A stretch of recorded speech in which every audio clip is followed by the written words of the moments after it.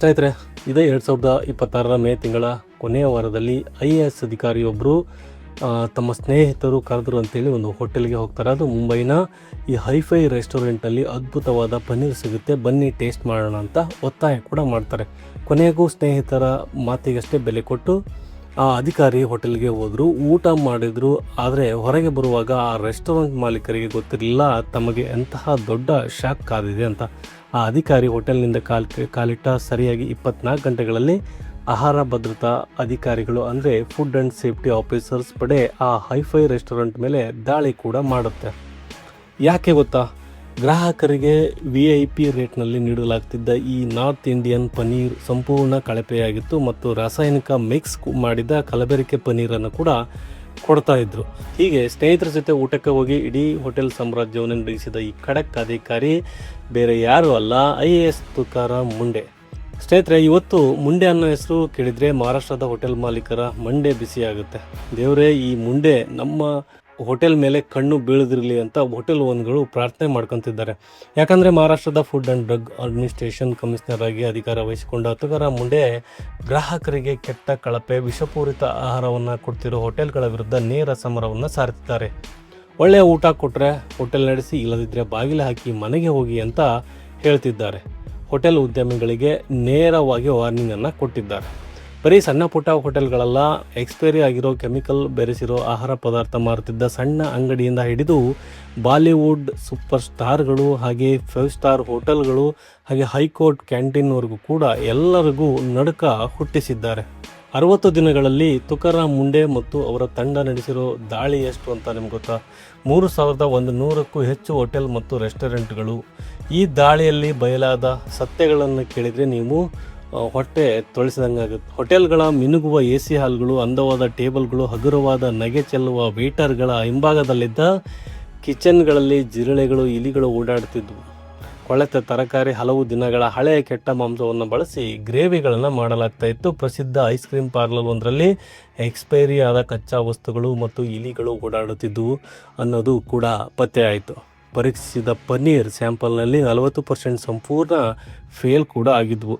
ಮಾರಾಟವಾಗ್ತಿದ್ದ ಹಾಲಿನಲ್ಲಿ 10% ನಕಲಿ ಕೆಮಿಕಲ್ ಹಾಲನ್ನು ಬೆರೆಸಿ ಮಾರಲಾಗ್ತಾ ಇತ್ತು. ಅಷ್ಟೇ ಯಾಕೆ, ಸುಪ್ರಸಿದ್ಧ ಮಂದಿರದ ಬಳಿ ಕೂಡ ಭಕ್ತರಿಗೆ ಮಾರಾಟ ಮಾಡಲು ಇತ್ತಿದ್ದ 700 kg ಕಲಬೆರಕೆ ಪೇಡವನ್ನು ಕೂಡ FDA ಅಧಿಕಾರಿಗಳು ಜಪ್ತಿ ಮಾಡಿದ್ದಾರೆ.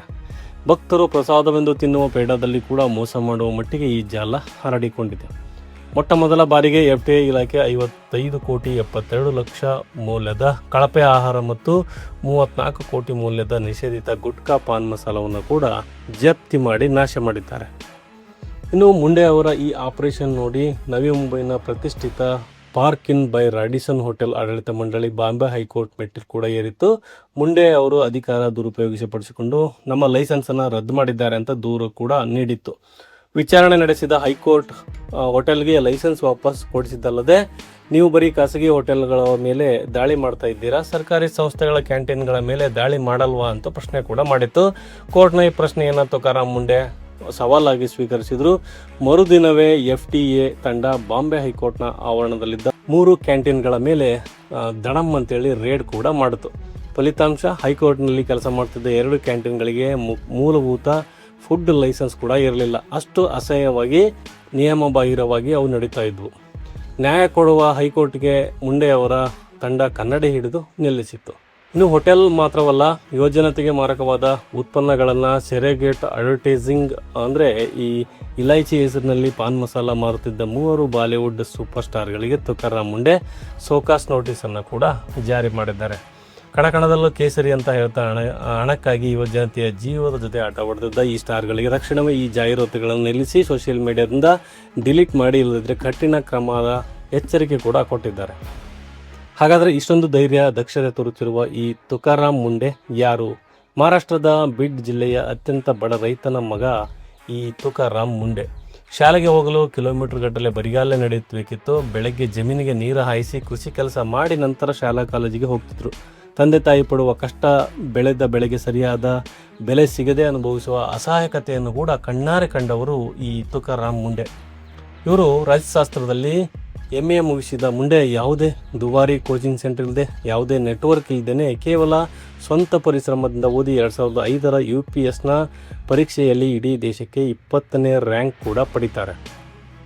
ಸಾಮಾನ್ಯವಾಗಿ ಒಂದು ದೊಡ್ಡ ಹುದ್ದೆಗೆ ಹೋದ್ಮೇಲೆ ಹಲವರು ಸಿಸ್ಟಮ್ಗೆ ಶರಣಾಗ್ತಾರೆ, ಹಣದ ಹಿಂದೆ ಬೀಳ್ತಾರೆ. ಆದರೆ ಮುಂಡೆ ಹಾಗಿರಲಿಲ್ಲ. ತಮ್ಮ 21 ವರ್ಷಗಳ IAS ವೃತ್ತಿ ಜೀವನದಲ್ಲಿ ಅವರಿಗೆ ಸಿಕ್ಕಿದ್ದು ಕೇವಲ ಟ್ರಾನ್ಸ್ಫರ್ಗಳು, ಅಂದರೆ 26 ಟ್ರಾನ್ಸ್ಫರ್ಗಳು. ಅಂದರೆ ಸರಾಸರಿ ಒಂದು ಕಡೆ 10 ತಿಂಗಳು ಕೂಡ ಅವರು ಕೆಲಸ ಮಾಡಲಿಕ್ಕೆ ರಾಜಕಾರಣಿಗಳು ಬಿಟ್ಟಿಲ್ಲ.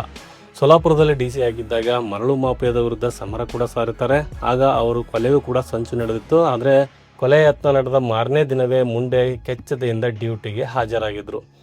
ಸ್ನೇಹಿತರೆ, ಇಂದು ಭಾರತ ರೋಗಿಗಳ ತವರಾಗ್ತಿದೆ. ಸಕ್ಕರೆ ಕಾಯಿಲೆ, ಬೊಜ್ಜು, ಹೃದಯಾಘಾತ, ಕ್ಯಾನ್ಸರ್ ಪ್ರಕರಣಗಳು ಹೆಚ್ಚಾಗಲು ನಾವು ದಿನನಿತ್ಯ ತಿನ್ನುವ ಕಲಬೆರಕೆ, ಕೆಮಿಕಲ್ ಭರಿತ ಆಹಾರವೇ ಮುಖ್ಯ ಕಾರಣ ಅಂತ ಹೇಳ್ತಿದ್ದಾರೆ. ಕೇಂದ್ರ ಸರ್ಕಾರದ ಅಧಿಕೃತ ಮಾಹಿತಿ ಪ್ರಕಾರ 2025-26ರಲ್ಲಿ ದೇಶಾದ್ಯಂತ ಪರೀಕ್ಷಿಸಲಾದ 2,23,808 ಆಹಾರ ಮಾದರಿಗಳಲ್ಲಿ 40,000ಕ್ಕೂ ಹೆಚ್ಚು ಸ್ಯಾಂಪಲ್ಗಳು ಈ ಕಳಪೆ ಮತ್ತು ಅಪಾಯಕಾರಿ ಎಂದು ವರದಿ ಬಂದಿದೆ. ಹಾಲಿಗೆ ಡಿಟರ್ಜೆಂಟ್ ಪೌಡ್ರ್ ಹಾಕಿ, ತರಕಾರಿಗೆ ವಿಷಕಾರಿ ಬಣ್ಣ, ಮಾಂಸಕ್ಕೆ ಫಾರ್ಮಲಿನ್ ಬೆಳೆಸುವ ಕ್ರಿಮಿಗಳು ನಮ್ಮ ನಡುವೆ ಇದ್ದಾರೆ. ಮಹಾರಾಷ್ಟ್ರದಲ್ಲಿ ತುಕಾರಾಮ್ ಮುಂಡೆ ಅವರ ಶುರು ಮಾಡಿದ ಈ ಯುದ್ಧ ಈಗ ನೆರೆ ರಾಜ್ಯಗಳಿಗೆ ಕೂಡ ಹರಡ್ತಿದೆ.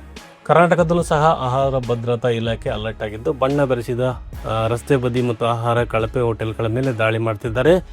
ಜನ ದುಡ್ಡು ಕೊಟ್ಟು ಆಹಾರ ತಗೋತಾರೆ, ಯಾರೂ ಉಚಿತವಾಗಿ ಕೇಳುತ್ತಿಲ್ಲ. ಹಾಗಿರುವಾಗ ಪ್ರತಿಯೊಬ್ಬರಿಗೂ ಕೂಡ ಸುರಕ್ಷಿತ ಶುದ್ಧ ಆಹಾರ ಸಿಗುವುದು ಅವರ ಹಕ್ಕು. ತುಕಾರಾಮ್ ಮುಂಡೆ ಅವರಂತಹ ದಕ್ಷ ಅಧಿಕಾರಿಗಳನ್ನು ರಾಜಕೀಯ ಲಾಭಕ್ಕಾಗಿ ಪದೇ ಪದೇ ಟ್ರಾನ್ಸ್ಫರ್ ಮಾಡಿ ಶಿಕ್ಷೆ ಕೊಡುವುದರ ಬದಲಿಗೆ ಅವರಿಗೆ ಪೂರ್ಣ ಅಧಿಕಾರ ನೀಡಿ ಪ್ರೋತ್ಸಾಹಿಸಬೇಕಿದೆ.